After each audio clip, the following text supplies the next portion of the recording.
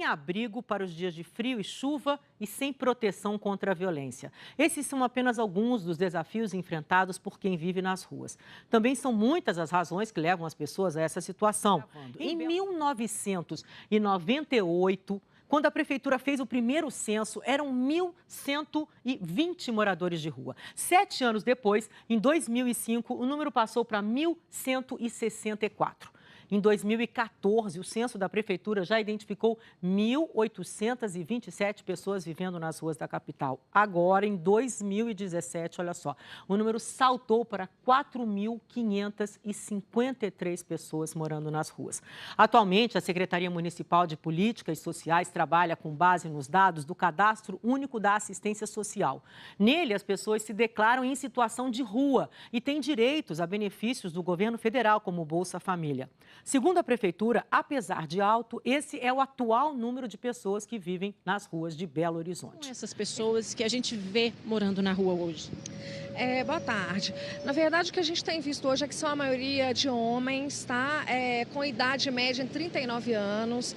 A maioria está na rua por conflitos familiares, mas a gente tem um aumento significativo aí do número de moradores de ruas que veio do interior, né? Então, também por problemas de trabalho, de desemprego, né? Então, esse acho que é o perfil atual dessa população. A gente vê essas pessoas, né? Eu estava conversando agora há pouco com uma pessoa, um morador de rua que esteve aqui e conversou com a gente, e aí ele falou que ele perdeu o emprego, foi para a rua e na rua ele começou a se envolver, então, com drogas e o alcoolismo. Essa é uma realidade também? Essa é uma realidade. Embora o álcool ele seja o segundo fator, né, os problemas com o álcool que leva a pessoa a estar em situação de rua, a gente pode entender também que às vezes o uso do álcool ou de algumas drogas, ele pode aproximar essas pessoas umas das outras e pode ser um fator que os proteja em determinado momento. Além de ser algo que os tira da realidade também, que é de grande vulnerabilidade na rua, né? Diminui um pouco o apetite, a gente sabe que pessoas em situação de rua tem muito essa questão de onde se alimentar, e diminui um pouco esse contato com as mazelas mesmo, frio e uma série de outras questões. Por que essas pessoas, se elas têm casa, o que elas relataram para vocês? Por qual motivo elas não querem voltar para casa? Não seria às vezes mais fácil tentar resolver essa questão do que ficar exposto na rua e lidar com medo, lidar com frio, lidar com a violência? Sim, mas os conflitos familiares relatados foram relatados pela maior parte da população. E até esse senhor mesmo, né, que estava aqui conversando com a gente, ele relata que é muito difícil voltar para casa por causa desses conflitos, mas também por não ter como manter financeiramente essa família. Isso gera conflitos, mas gera também, como ele disse, uma situação de não contribuição, né? Isso a pessoa tem esperança de um emprego, quer voltar para casa num momento melhor. Só que esse quadro vai se agravando, o tempo vai passando, acontece uma readequação também da vida cotidiana, as pessoas vão perdendo um pouco essa noção de tempo, de espaço e vão ficando, né? É muito difícil. Fica difícil para essas pessoas que ficaram tanto tempo. Agora há pouco estava conversando com uma outra pessoa que está há 20 anos na rua. Para essa pessoa que está há tanto tempo na rua, voltar para casa, viver em um ambiente fechado, entre aspas, é complicado? É complicado, né? Porque primeiro que a pessoa vai tendo outro ajuste, outra combinação no seu cotidiano, de horários, de regras. Além do que, essas pessoas vão perdendo o contato com as famílias e muitas vão perdendo o laço familiar, né? O laço social como um todo.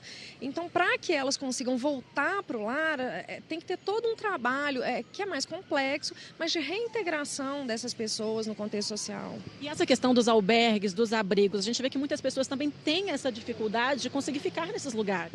Exatamente.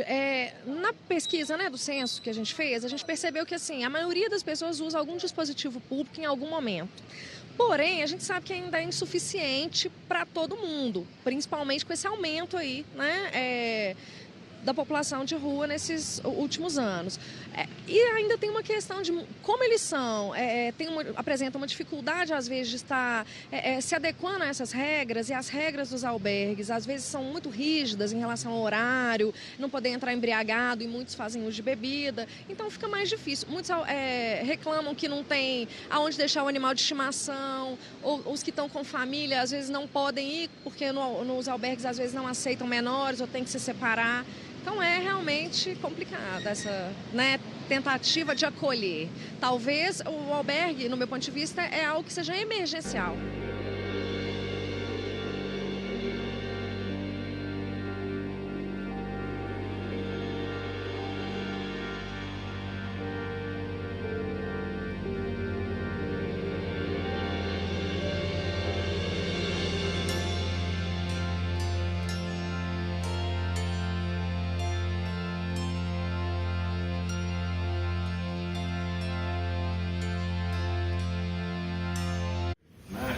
em sua visão, é possível reverter o aumento da população de pessoas em situação de rua? E se sim, de que forma, né? Sim, eu acredito que é possível sim. Porém, é difícil a gente responder isso enquanto entidade, porque não depende só da gente. Né? Tem as políticas para a população de rua, que hoje a Prefeitura de Belo Horizonte está em processo de reordenamento do serviço que atende a população de rua aqui em Belo Horizonte.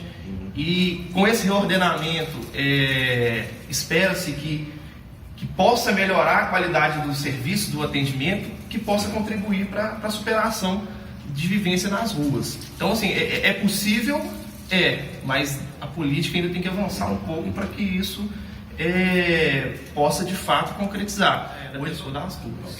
Você acha que a situação econômica do país também contribuiu para ter mais pessoas nas ruas? Sim, porque muitas pessoas que chegam aqui hoje no albergue, elas vêm, muitas delas são de fora de Belo Horizonte, elas vêm de outras cidades para poder buscar trabalho, às vezes está, como você está falando, pela falta de trabalho do país todo, então essas pessoas saem das suas cidades para poder tentar uma oportunidade de trabalho em Belo Horizonte. Só que chega na cidade de Belo Horizonte, se depara com uma situação semelhante nas outras cidades e conseguir um trabalho para poder superar a situação de rua que hoje não tem sido tão simples assim, né? E até pelo número de pouco trabalho que tem e pela dificuldade que essa pessoa tem também de conseguir um trabalho, por estar em situação de rua, ela estigmatizada, não tem endereço fixo, então isso dificulta um pouco também para ela conseguir superar a situação de rua. Ok. Mas a gente sabe que a maioria das pessoas hoje que vivem nas ruas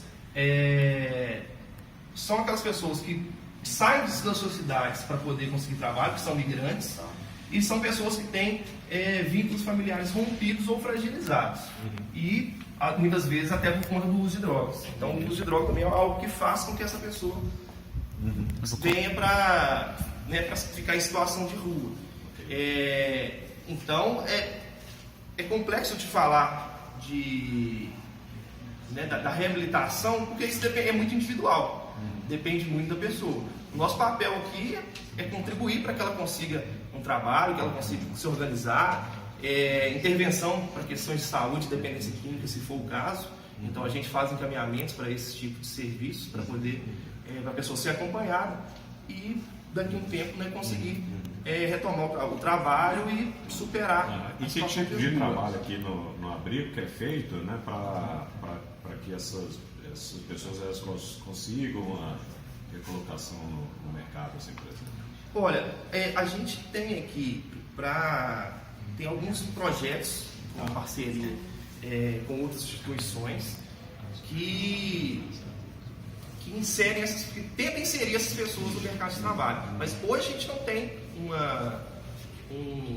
a gente não faz um encaminhamento específico para poder conseguir uma oportunidade de trabalho, que a gente não tem esses contatos diretos com empresas. Okay. Então tem alguns trabalhos de empreendedorismo que são feitos para a pessoa poder, por exemplo, se ela tem uma habilidade com artesanato, por exemplo, então a gente vai potencializar, de uma certa forma, de tentar potencializar essa habilidade que ela tem para que daqui a um tempo ela possa se organizar com o trabalho.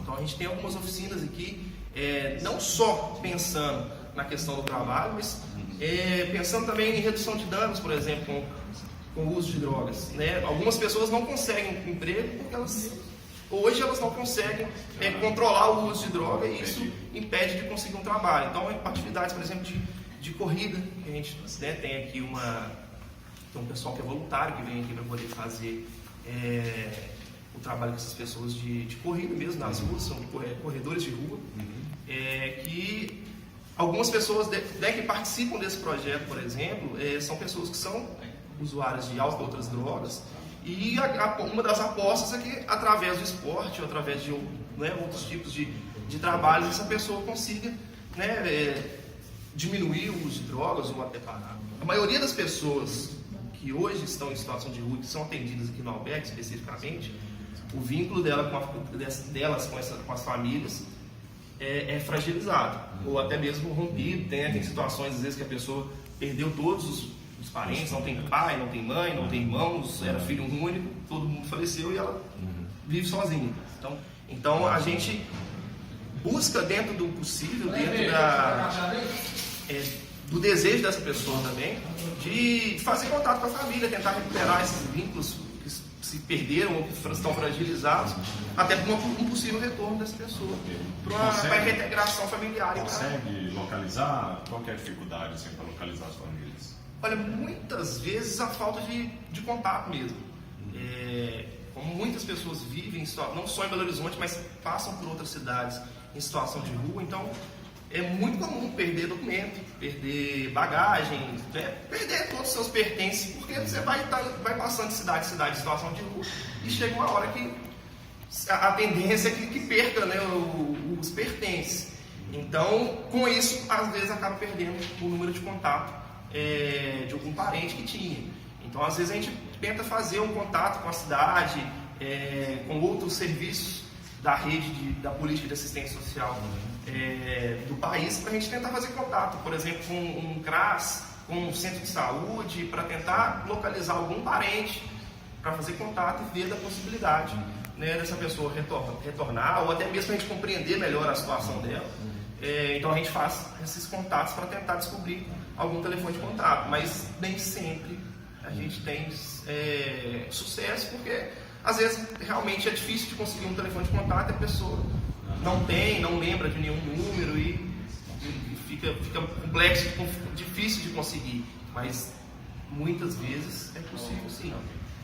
Na sua opinião, qual o papel que a população deve ter em relação aos moradores de rua? O maior problema, e não só com a população de rua, né, mas se tratando de minorias, né, por exemplo, eu acho que é o respeito. O morador de rua é muito estigmatizado, né? Quando se pensa no morador de rua, muitas vezes as pessoas se remetem ao uso de droga, a roubo, a esses tipos de delito, de um modo geral. Abuso de álcool, agressões à família, que muitas vezes acontece, mas é estigmatizado. Então, um trabalho mesmo, por exemplo, que a gente, hoje no abrigo, a gente tem muitas pessoas qualificadas para o trabalho. A gente tem vários tipos de pessoas, várias funções aqui dentro, né? Vários profissionais de diversas funções, que hoje não se conseguem se recolocar no mercado de trabalho, por exemplo, pelo estigma. A pessoa às vezes chega, faz uma entrevista, apresenta os documentos, apresenta carteira de trabalho, ela vê que tem uma experiência legal, vê que às vezes faz um teste, vê que o trabalho realmente é bacana, mas quando vai perguntar, e aí, onde você mora? Você mora no abrigo. Aí muitas vezes, não, a gente está sem vaga agora, vamos anotar aqui seu telefone para a gente ir no local. Então, meu nome é Rosenberg. Tem quantos anos, Rosenberg? Eu tenho 42 anos, Tá. Sou de Betim. Tá. E eu já fui amigado, entendeu? Tá. E quando eu fui amigado, eu era um funcionário de um abrigo de menores infratores em Betim. Tá. Não tenho assim um grau bom de estudo. Na época que eu entrei lá, eu era vigia e Deus abriu para mim uma vaga de cuidador, que é, no caso, educador social. Aí eles colocaram como cuidador.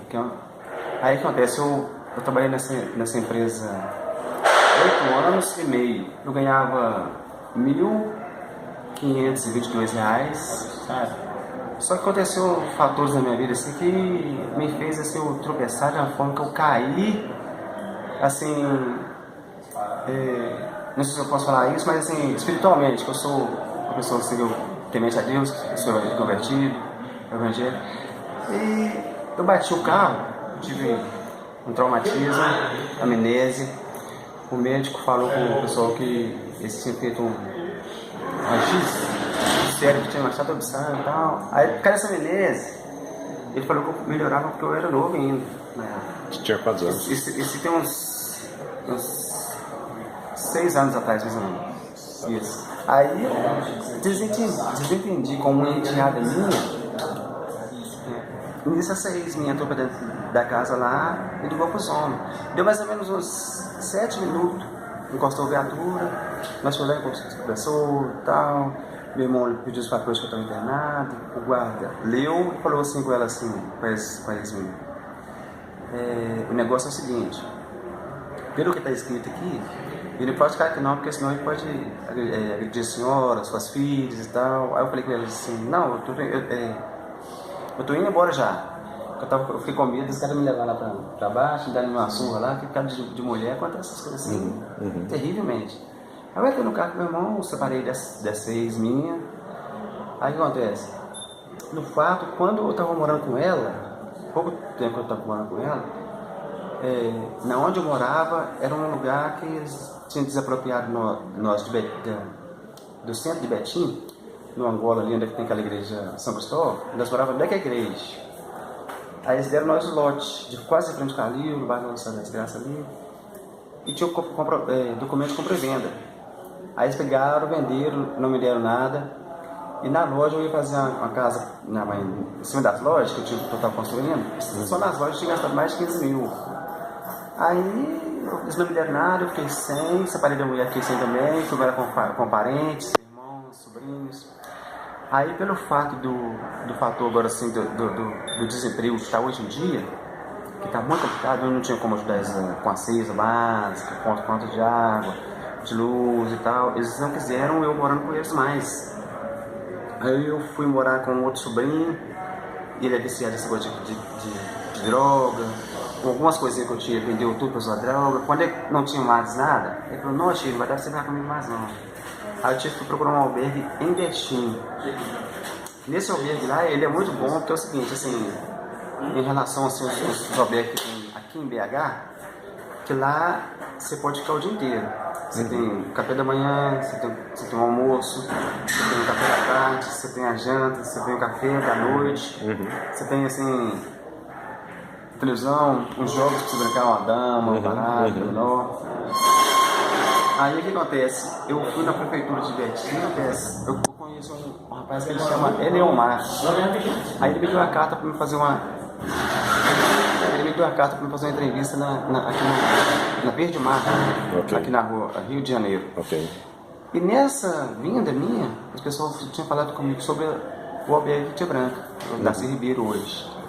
Aí nisso, até hoje eles me chamaram e tem mais ou menos 4 meses que eu estou aqui e tentando essa vaga de emprego e tá uma coisa assim. A porta fechou de uma tal maneira que eu não estou assim, encontrando solução. Enquanto você não está aqui no abrigo, você fica onde? Olha, eu fico assim, às vezes eu não tenho lugar para ir, às vezes eu dou uma volta e assim, tentando distrair um pouco. Por exemplo, eles fizeram para mim aqui esse cartão do Bolsa Família, que eu pego lá R$87 por mês, um cartão do restaurante popular, que eu almoço, não preciso pagar. Aqui do lado tem uma doação que chama Maria.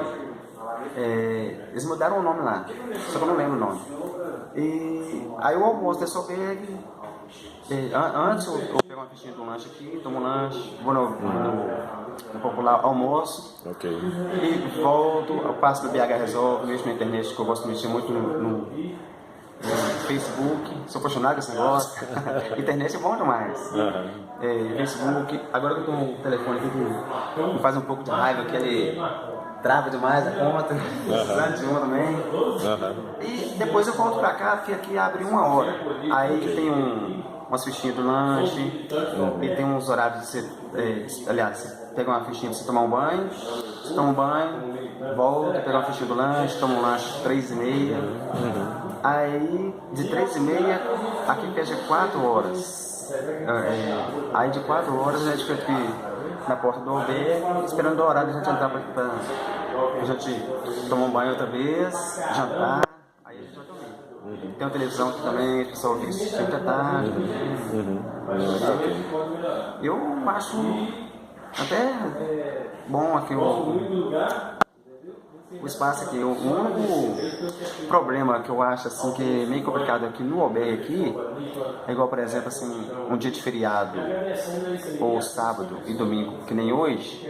Aí se eu não tiver um lugar para me almoçar, aí eu tenho que ficar com fome, meio complicada a situação. Essa é uma das piores coisas que tem, na minha maneira de ver, é a fome e a enfermidade, cara. Agora esse só de fome, misericórdia. Durante o dia, vocês chegaram aqui, dormiram, passaram a noite, tem um horário para vocês levantarem e eles acordam vocês ou vai cada um no horário biológico mesmo? Cada um no seu horário? Olha, eu particularmente, você pode dormir o que você quiser, você pode assistir televisão também, tem jogos também, dia de jogos, tem um canal aberto. E a gente dorme. Eu, particularmente, gosto de falar no negócio do Facebook, da internet, tem Wi-Fi aqui, que eu passo quase a noite toda ali mexendo nesse negócio de Facebook e tal. Aí quando dá mais ou menos 6 horas, 6h10 da manhã, ele chama todo mundo, coloca todo mundo pra fora. Aí tem um bagageiro aqui, você desce, pega as fichinhas, toma um café, pega as bolsas, coloca ele fora, marca o horário que você vai entrar, você pega umas fichas de número, que são os que entram primeiro. Aí os que não entram primeiro, que não se colocar a bolsa ali, pega as vagas. Aí a fila vai lá para a parte da delegacia, lá embaixo. E como que é a convivência aí com as outras pessoas? Tem um conflito, não tem conflito, tem uma disputa, não tem? Não só você, assim, as coisas assim sobre o conflito é o seguinte, eu tento, eu faço o máximo possível para fazer o melhor assim, amizade possível que eu puder, que assim, eu sou uma pessoa assim, eu me acho uma pessoa calma, tranquila, entendeu? E dessa forma eu já arrumei assim várias confusões aqui. Só que o que acontece? Eu tento, o máximo possível, evitar. O que acontece? É que nem aquele ditado que eles falam que cachorro que late não morre. Então assim, se for no caso do brigar, eu não quero assim, brigar com um cara só à toa. Eu já ouvi boatos aqui de que já teve aqui dentro, vários mortes já aqui dentro. Do lado de fora aqui, tem pessoas aqui que é operada, a gente sabe disso porque tem pessoa que é do Brasil inteiro, vem pra cá, tem imigrantes, que são as pessoas de fora. Então assim, tem pessoas assim que são estressadas, tem pessoas aqui que se esbarrar o ombro na pessoa assim, você vai pegar você. E por outro lado, tem muitos assim, amigos que eu fiz aqui que são pessoas assim que parceiro mesmo. Eu trato assim como quase como um irmão. Sua principal carência seria questão de saúde, tratamento de saúde, né? Não, tratamento dentário, tratamento do seu problema aí da hérnia, né? De saúde, assim, o que eu lembro sempre é o que eu mais almejo. Não, é o trabalho. É o trabalho. É o principal.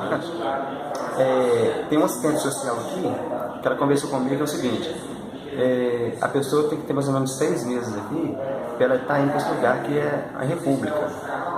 Aí assim, alguns lugares da República eu ouvi falar, e ela mesma falou que não tem, mas eu ouvi falar que tem um negócio sobre bolsa, moradia. Eu tenho muita vontade assim, de fichar para me pagar um aluguel, para me sair do albergue. Você acredita que com o crescimento dos projetos sociais ajudaria ou poderia contribuir de alguma forma para você conseguir sair dessa situação de rua? Me ajudaria demais, mas demais mesmo, porque é o seguinte, é que nem eu comentei com vocês aqui agora, que esse negócio do emprego lá, como cuidador, eu tinha a 4ª série, eu só tenho a 4ª série até hoje. E a minha vontade, meu sonho hoje é de voltar a estudar. Então assim, esse negócio de estudo, de curso, pra mim ia ser que nem essa gíria aí fora aí que fala assim que é uma mão na roda. E se cair pra mim como uma luva. Então assim, ia ser bom demais. Maravilhoso. Tenho 2 filhas. Eu tenho hoje uma filha de 10 anos e tenho uma filha de 11 anos. Você vê suas filhas? Não raramente, assim, quando eu tenho recursos para mim, Betim, voltar e tal, aí uma das primeiras coisas que eu faço é olhar elas.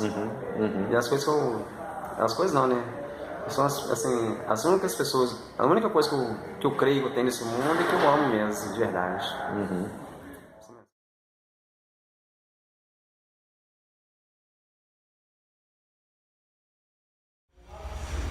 Meu o seu nome? Beleza, e o seu? Renato. Bom demais. Então, gente, vou fazer algumas perguntas aqui, são só 4 perguntas mesmo e a gente vai conversando em relação a isso, beleza? Sim. Então vamos lá. Começando com você, cara. O que aconteceu na sua vida para você morar na rua? Perdi minha mulher, minha filha, um ano velho. E o senhor? Eu perdi minha mãe, em primeiro lugar. Depois eu vim da separação com a minha esposa, tenho 2 filhas e invernei na cocaína. Você espera que algum tipo de ajuda do governo, estadual ou da prefeitura, e o que você acha que eles podem fazer em relação a isso? A oportunidade, né? Trabalho. E eu acho que todo brasileiro está precisando. Realmente, todo brasileiro precisa trabalhar, porque aqui dentro de BH eu vim da cidade minha, porque lá não tem emprego para arrumar. Mas dentro de BH também tá difícil, que na televisão fala que tem emprego, o cara vem e não tem nada. Aí o cara cai aqui no albergue, não é mais nada do que isso, né? É ruim que aqui parece que a gente tá preso, você entra às 6 horas, você sai só 7 da manhã. A gente gosta de você mesmo? Agora o lugar aqui é bom, acolhe todo mundo e tudo, mas não precisava passar por isso não, que a gente vai para arrumar um serviço para trabalhar. É o que não está tendo dentro de BH. Não tem nada para fazer dentro da BH, não sei se você pedir esmola, né? É verdade ou mentira? É verdade. Todo jeito que mexe não dá ruim? Todo jeito que mexe. Na porta de emprego é o pior lugar que está tendo. Muita violência. Que aqui não tem nenhum lote para capinar, que só tem casa, prédio. Ninguém tem horta nesse lugar, né? Não dá nem um quintal para o cara capinar aqui.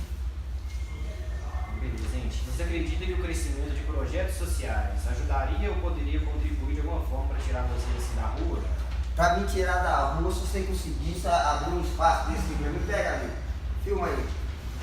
Se você conseguisse abrir ao menos um pedaço de espaço desse, para mim hoje na minha vida, eu sou professor, registrado, tudo, é o meu projeto.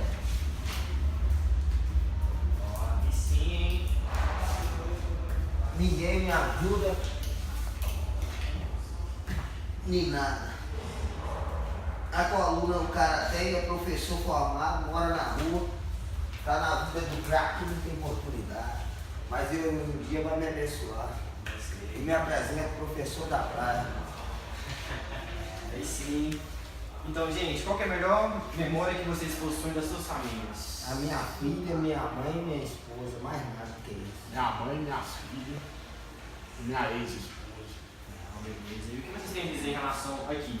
Aqui não é ruim não. Aqui é, né? Aqui é a cor nossa, que senão você fica na rua, né? Na rua você vai fazer o quê? Vai roubar? Vai pedir? Aqui o menos você almoça, dorme, come, dorme. A vida do cara você também fica escravo dessa vida, né, velho? Porque você não tem emprego, não tem nada, você não tem o que arrumar. Infelizmente você é obrigado a ficar e eles ainda te ajudando. Porque não é qualquer lugar que ajuda ninguém igual aqui, né? Tem que falar só bem. Beleza. É isso, gente. Muito O obrigado. cara toma banho aqui é quente, na cadeia gelada é pior. Eu acho que não é, né? Por isso que né? Nunca pode desfazer de um lugar desse. Muito obrigado, cara. Deus abençoe. Amém. O senhor também. Gostei, hein? Oportunidade. Muito obrigado, hein? Nós tá voltando a oportunidade, não é? Ah, com certeza, gente. Quem dera se Deus abençoe. O que aconteceu na senhora? Uma rua? Um repentino de drogas, né? E hoje eu estou separado da minha família, da minha mãe, porque os repentinos de drogas na minha vida, agora eu vendo ela sofrer o tanto que ela estava sofrendo, eu resolvi dar uma vida sozinha. Aliás, eu estou aqui, é minha casa, né? Muita gente me conhece aqui, eu sou Marcão, Marcos, mas me chamam de Marcão. E há 15 anos, né, falta 12 dias para fazer 15 anos que eu moro aqui. Eu fui bem acolhido quando eu cheguei aqui. Sou um dos militantes do albergue, e tudo que tem aqui, conversa na prefeitura, em qualquer lugar, eles me chamam, eu vou como militante, como delegado, chefe de delegação, para fazer os trabalhos aqui. E é um lugar que a gente cria muito respeito aqui, né? Apesar que a gente sabe que a rua também oferece muitas coisas erradas para a gente, mas a gente faz força para poder ficar livre. Igual tem muitos que gostam de mim aqui, amigo meu pra caramba, fico bem chateado quando eu vejo alguma coisa, mas felizmente a vida da gente hoje é isso. Mas a gente sabendo que pode melhorar. E gosto muito do lugar, Entendeu? Não tem nada a reclamar, só agradecer mesmo pelo que é feito pela gente aqui. Almoço, banho, muitas vezes roupa limpa, pão de cama limpo. E agradecendo a isso aí e a todos que abençoam nós nessa causa nossa aí que é justa. E assim, você espera algum tipo de ajuda do governo, sim, da prefeitura? Espero.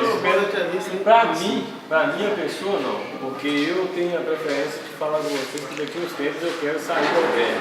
Mas para quem vai vir, né, talvez tenha gente que não esteja na situação de rua hoje, mas possa estar na situação de rua. A gente é militante, luta para que os próximos que venham tenham uma oportunidade que a gente não teve.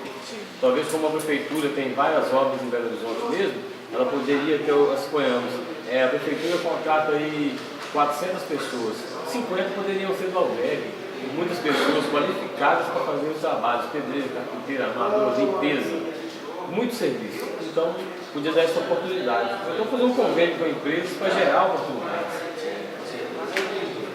E assim, qual que é a melhor memória que você possui da sua família? Da minha família? A minha mãe, né, cara, 67 anos de senhora já, né?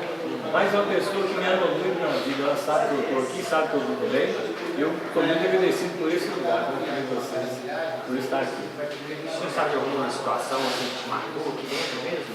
Situação que me marcou? A situação que me marcou aqui foi quando, 6 anos atrás, eu fui chamado a primeira vez para ser militante do albergue. Ser militante do albergue com 6 anos. Eu usava muita droga e tal, mas desde então eu venho melhorando mais.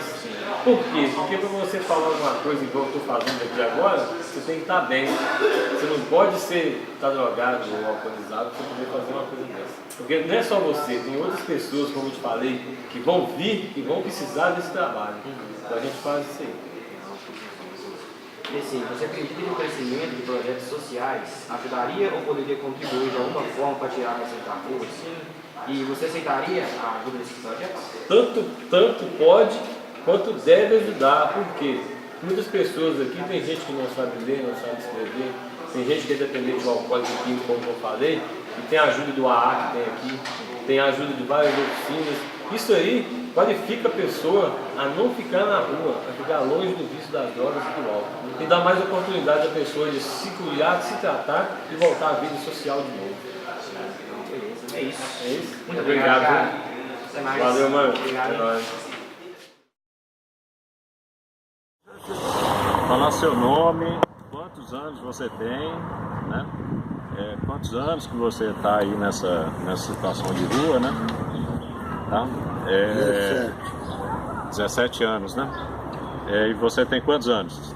28. 28? 28, Marinho? Não entrevistei minha vida toda, não. Não, é seu nome, 28 anos você tem, né? Marcos Júnior de Almeida e o que mais?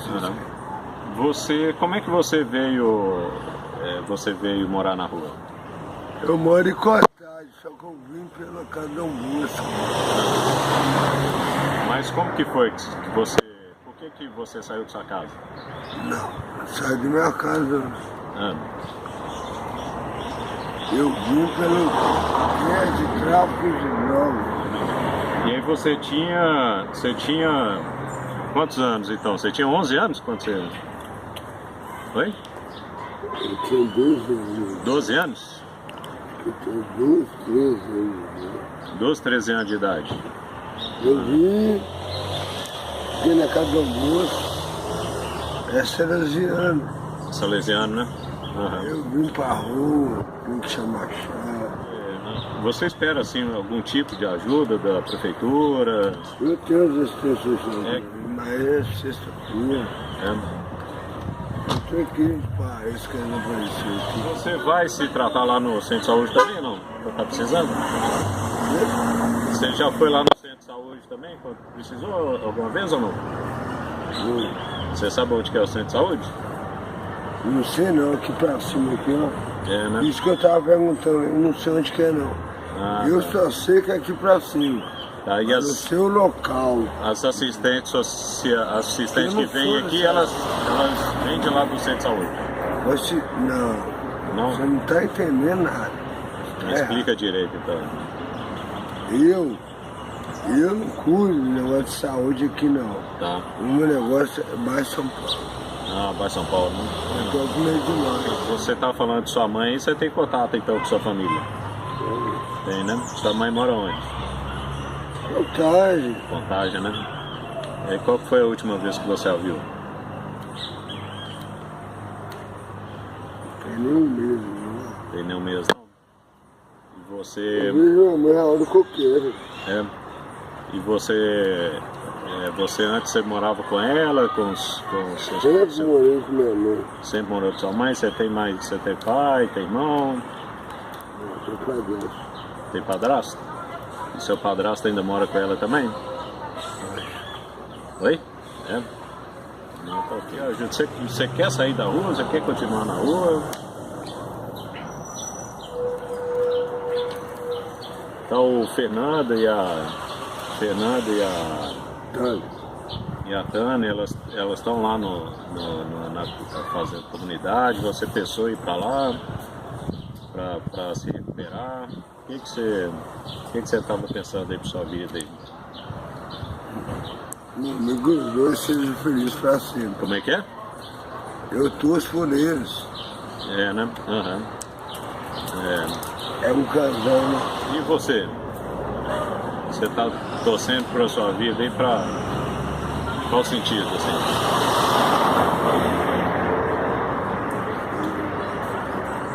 Tem hora que dá vontade do nosso. Como é que é? Dá vontade de quê? Não sei. Dá vontade de entrar no crime de verdade, bem. E morrer, não sei o quê. Me arruma 20 centavos, hein? Pô, não tem aqui. Eu pedi dinheiro, não, tem não. Cara. Bom. Eu vou pedir dinheiro. Não vai me atrapalhar meu esquema aqui, velho. Você que é o Serafim, né?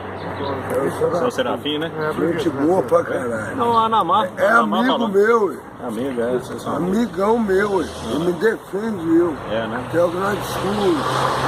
Sempre acontece, né? É, sempre. As coisas acontecem, né? Os gerentes eu estou praticando, mas tá amigo. Você estava falando aí que tem hora que dá vontade para ir pro crime então, mas você acha que isso ia resolver a sua vida, não? Dá vontade de entrar no crime. Mas por que você acha que ia resolver a sua vida? Eu não sei. Oi?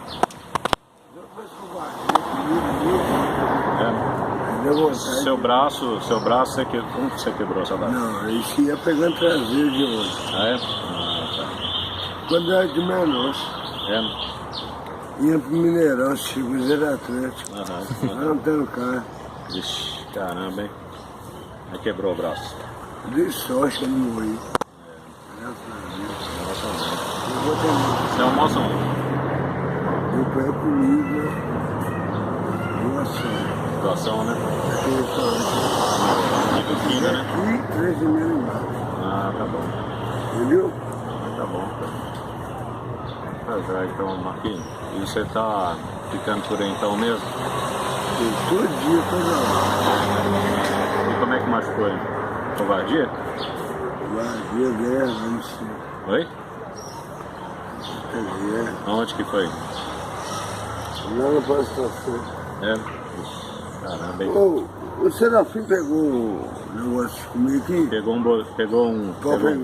Eu rodei mais, Ô Marquinhos, mas tá bom. Eu tô no meu barco, ele é meu amigo, me protege. Se eu precisar de um remédio, tem dinheiro, lava carro, eu também lavo. Eu compro, se tiver um dinheiro, eu compro um cigarro pra fumar, é meu vício. Aí, beleza. Aí eu não... Pra mim tanto faz, que eu não vou... Se eu morrer, eu não vou levar nada disso aqui não. Alunos da Faculdade de Direito da PUC Minas. Meu nome é Ana Carolina Guzmão. Sou formada em Direito também pela PUC Minas, com muito orgulho. Tenho formação acadêmica na área de Direitos Humanos também, né? Me formei agora como mestre em Direitos Humanos na PUC. Tenho algumas especializações na área. E trabalho atualmente como diretora de proteção e defesa de direitos humanos da Secretaria Estadual de Direitos Humanos, Participação Social e Cidadania. Ok. Carol, como que você tem visto essa questão das políticas, né, para a população de rua? Uhum.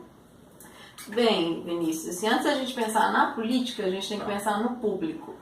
O que é o público da população em situação de rua? Se a gente fosse tentar caracterizar que público é esse, é um público muito heterogêneo.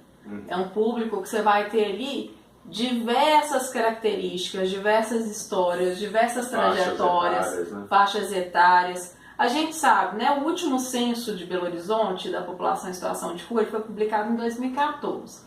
Ele traz para a gente alguns dados.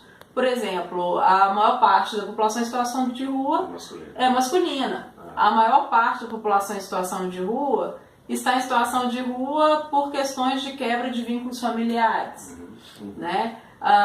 Boa parte dessa população em situação de rua não tem moradia fixa, né? Porque estar em situação de rua não necessariamente é morar na rua. Sim, né? Você tem várias questões ali que podem trazer essa pessoa. Tem gente que trabalha na situação de rua, mas tem uma moradia, ou tem uma moradia na rua, né? Uma questão interessante para a gente pensar o que é morar na rua.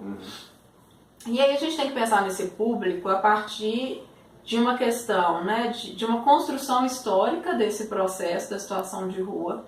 Então, se a gente for pensar, o grande boom da formação da população em situação de rua foi pós Segunda Revolução Industrial, né? Que você tem aí a criação das cidades como nós conhecemos hoje, né? E dessa segregação social. As pessoas ali que não eram absorvidas na produção maquinária, né, na produção fabril, elas tinham uma segregação social. E justamente pós Segunda Revolução Industrial é o momento que a gente tem um grande boom de garantia de direitos sociais, né? A partir das lutas sociais dos trabalhadores, das lutas sociais dos grupos vulnerabilizados. Então é aí que a gente começa a ter um boom de direitos à moradia, de direito à saúde, de direito à educação, né? De direito trabalhista, porque os movimentos sociais de pessoas que estavam em situação de vulnerabilidade pós-Revolução Industrial, passa então a fazer vários movimentos sociais, por exemplo, as greves dos trabalhadores, né? Passam a buscar condições dignas de vida. Então a gente está falando desse momento a partir do surgimento. E a gente não pode discutir política pública também sem entender como deve ser visto o direito. Eu falo isso todas as vezes que eu vou falar sobre qualquer tema, porque isso é muito importante. A gente tem duas formas de ver direitos humanos. A partir da ótica do direito à diferença e a partir da ótica do direito à diversidade. Então a gente vai colocar essa ótica da diversidade, vamos colocar os óculos da diversidade quando a gente for discutir políticas públicas. O que é uma coisa e o que é outra? Do direito à diferença, quando eu falo de diferente, a primeira coisa que vai vir na cabeça de vocês é diferente de quem? Ou diferente do quê? Né? Você tem um padrão hegemônico, que é o normal, que é o permitido, e você tem o diferente. Quando você passa a ver assim, você tem uma segregação jurídica. Você não está trabalhando uma igualdade em direitos humanos. Quando a gente parte do princípio do direito à diversidade, a gente tem o Boaventura, né, na hermenêutica diatópica, ele vai dizer que a gente tem vários topóis, vários referenciais que se complementam na diversidade. Então você não tem uma cultura hegemônica. E aí, a partir disso, a gente pode começar a pensar nas políticas públicas. Por que eu estou te dizendo isso? Por exemplo, você vai me dizer que toda pessoa tem direito à moradia digna. Vocês concordam? Sim, é verdade. Não é verdade? Isso quer dizer que todo mundo tem que ter uma casa igual? Não. A gente vai trabalhar com uma situação tão diversa da população em situação de rua. É claro que a maior parte da população em situação de rua deseja ter uma casa. Se você conversar com a maior parte, eles vão dizer, sim, eu quero sair da rua e ter uma casa. Outra parte vai dizer para vocês, assim, eu quero ficar na rua. Muitas vezes a vida que a gente pensa que é a melhor, que é a correta, cada pessoa se coloca no mundo de uma forma diversa. É claro que a gente está falando aqui de uma minoria. Mas vai ter gente que você vai conversar e vai falar com você, eu gosto dessa dinâmica da rua. E aí chega um desafio pra gente. Por exemplo, fazer da rua uma moradia digna. Na rua as pessoas têm saneamento básico. Não tem, né? Não tem condição de... Né? Não tem a mesma condição que ela tem numa moradia digna, né? Exatamente. Então é claro que a gente tem que pensar na política de moradia, né? E a política de moradia é uma política muito escassa para a população que vive em situação de rua e para a população também que não vive em situação de rua, né? A gente tem pouquíssimas políticas sociais de moradia.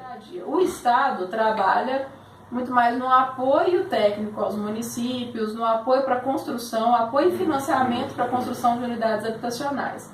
Né? Por algum tempo a gente teve um grande boom, né, de construção de unidades habitacionais no interior, aqui na capital, mas é um processo que hoje é uma política que está tendo cada vez menos recursos. E o acesso também para quem está na rua é muito difícil, né? Muito difícil, muito difícil. E além disso, a gente tem o Minha Casa Minha Vida, que é um programa de financiamento de moradia. Né?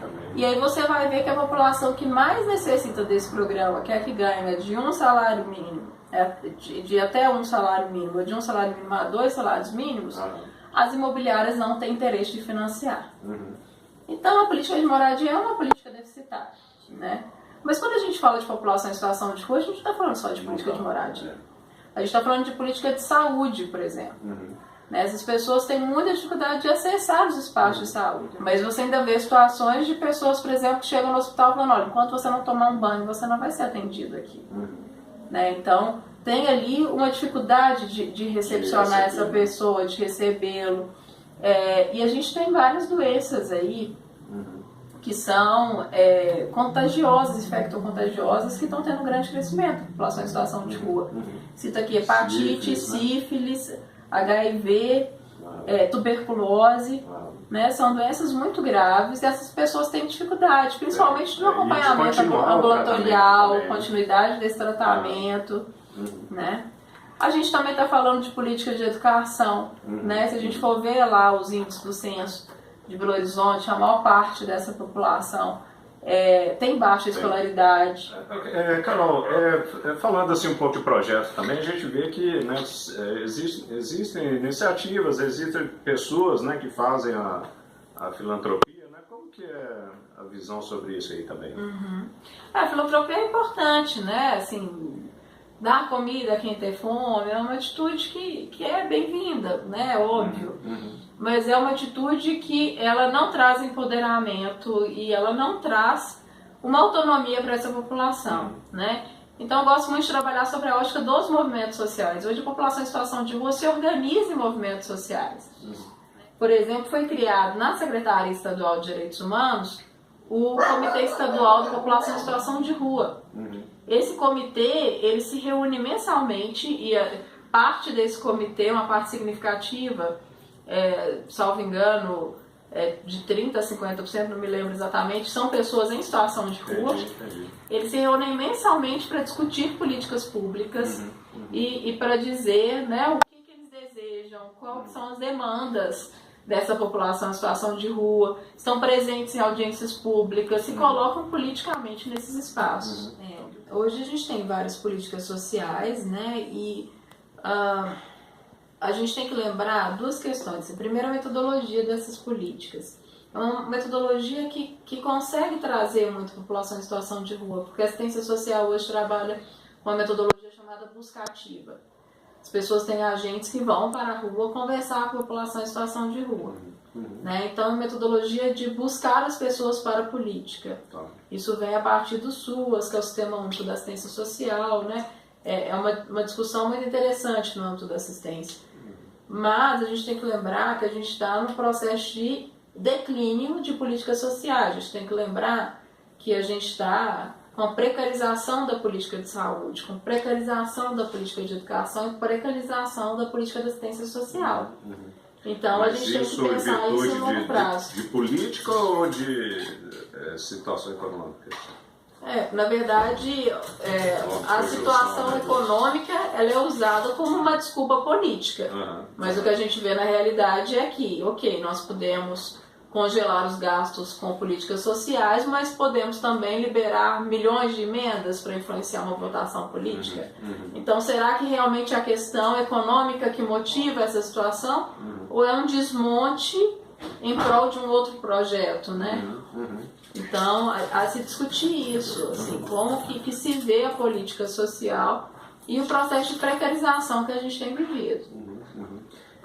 Assim, outra coisa que a gente tem percebido também é um aumento muito grande, né, da população de rua, né? Então, poxa, você passa né, embaixo dos viadutos, você vê lá, né, as barracas, né? Isso se deve também à situação do país ou não? Claro que num processo de desemprego, né, a gente vai ter um aumento da população em situação de rua. Mas eu acho que a questão da população em situação de rua, ela vai muito além da questão econômica, mas uma questão de acesso a políticas também, né? Por exemplo, a própria política social, da assistência social, ela tem como finalidade promover os vínculos familiares, garantir que esses vínculos sejam restabelecidos, que eles um acompanhamento desses vínculos. A partir do momento que você precariza essa política, você precariza a relação familiar, né? A partir do momento que você precariza a política de educação, você precariza todo o restante, né, das políticas. E a gente tem que lembrar no processo que a gente tem vivenciado, que é da remoção da população em situação de rua dos centros. Então a gente tem passado um processo de higienização, né? Essas pessoas são retiradas dos centros. Então muitas vezes a gente tem muitas pessoas em bairro, né? E existe um movimento de ódio muito grande, que a gente tem que tomar muito cuidado. É interessante, eu não tenho agora aqui esses números, mas o número de população em situação de rua que sofre violência. E aí essa violência, ela vai desde roubos, furtos, ameaças, violências de estupro contra mulheres em situação de rua. Então, é uma situação que... Homicídios. E como que a mídia geralmente relata isso? Eles brigam entre si, se matam, né? E não tem uma investigação, na maior parte dos casos não tem investigação. Realmente não tem. Até porque não tem. Talvez a família não reivindica também. Exatamente. Às vezes tem dificuldade até de identificação, né, da vítima. E aí a gente tem um processo que é super delicado, que é de violência. E quando você vai ver essa violência, muitas vezes ela é da própria comunidade. Né? É um processo de higienização da comunidade. E a gente lida com essa situação da ameaça com muita preocupação. Eu já trago um pouco para a discussão do meu trabalho em si, na secretaria, né, que é o trabalho com pessoas em situação de ameaça, que é a dificuldade que a gente tem para tratar os casos de população em situação de rua que está em situação de ameaça. Eu fui chamada há um tempo atrás, Vinícius, no Comitê Pop Rua. E aí o comitê pediu para eu explicar os programas de proteção. Eu expliquei, eu não vou explicar tudo para vocês, não, que é muito grande. Mas a gente tem hoje 3 programas de proteção. Um para vítimas testemunhas que colaboram com o inquérito do processo judicial. Um para defensores de direitos humanos em situação de ameaça e outro para crianças e adolescentes ameaçados de morte. E aí cada um desses programas tem critérios específicos. E aí quando a população de rua vinha até nós, a maior parte das pessoas que ameaçavam eram ou comerciantes, ou policiais, né? Ou às vezes alguns casos, né, de ameaça pelo tráfico também, enfim. Mas eles não se enquadravam muitas vezes nos critérios desses programas. E o que você vai fazer? Como garantir isso? Então a gente veio a partir, isso foi uma demanda da população em situação de rua, apresentada para a secretaria. E aí a gente criou um projeto de proteção emergencial de pessoas em situação de ameaça. O Comitê Estadual da População em Situação de Rua apresentou uma proposta de emenda, uma emenda na Assembleia Legislativa, e eles conseguiram recurso. Era um recurso muito inferior ao que a gente precisava, mas que era um recurso para a gente iniciar um projeto. Então, a partir de uma demanda de movimento social, de uma discussão nesse sentido, cria-se uma política pública que também é direcionada para a população em situação de rua. E sobre essas clínicas, né, de reabilitação, né, comunidades terapêuticas, né, voltadas aí para morador de rua, qual que é a sua opinião? Tem um documento interessantíssimo.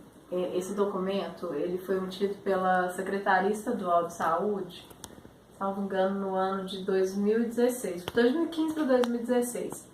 A equipe dessa secretaria, né, da Secretaria de Saúde, foi fazer, na verdade, um monitoramento de um convênio com comunidades terapêuticas para saber como é que estava aquele convênio. E aí eles descobriram que haviam situações delicadíssimas nas comunidades terapêuticas, como trabalho forçado, violência sexual, pessoas em situação degradante, remédio ministrado sem acompanhamento médico, enfim. Tem uma lista lá de violações de direitos humanos. Então a gente tem que identificar que é claro que a questão, né, da drogadição, ela tem que ser vista pela ótica da saúde, né, que a gente já viu pela ótica da segurança pública, dá errado. Não funciona, né? Não funciona. Porém, qual que é a melhor política de saúde? Porque não se investe na política executada diretamente do Estado.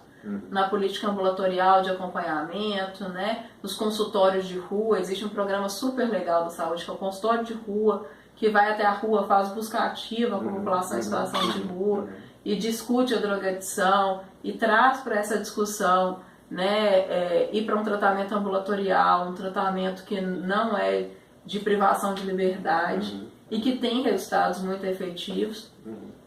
Por que então investir nisso? Né? É um recurso que é um recurso muito alto, um recurso público que é direcionado para essas comunidades terapêuticas. E a gente conhece aí deputados, vereadores que se sustentam nessa pauta. Então tem muito dinheiro envolvido. Né? Então eu tenho essa discussão, assim, tem muitas críticas com relação às comunidades, de forma geral. Entendi. A gente viu o caso lá no abrigo, né? Era um professor de capoeira, né? Sim, professor de capoeira. Mas que ele acabou virando morador de rua porque ele se envolveu com crack, né? Sim. E assim, o sonho dele é voltar a dar aula, né? Mas ele não encontra oportunidade, né? Sim. Como que uma pessoa dessa, ela volta para o mercado de trabalho? Hoje a política da assistência, ela é uma grande articuladora dessas políticas sociais, né? Inclusive aqui em Belo Horizonte a gente tem o CREAS-POP, que é o Centro de Referência da Assistência Social especializado na população em situação de rua. É um órgão do governo ou do Estado? Do município ou do Estado? Ele é do município, mas tem recursos e parcerias, né, com o Estado e com a União. Mas ele é executado pelo município. E aí o CREAS-POP, ele vem trazer uma discussão justamente que é de como esse cidadão vai acessar os seus direitos, inclusive né, essa reinserção no mercado de trabalho. E essa reinserção, ela passa por uma formação, ela passa por todo um processo, né, que essa pessoa muitas vezes ela tem que ter já um articulador social para ela não chegar até uma entrevista de empresa e não ter um endereço para dar.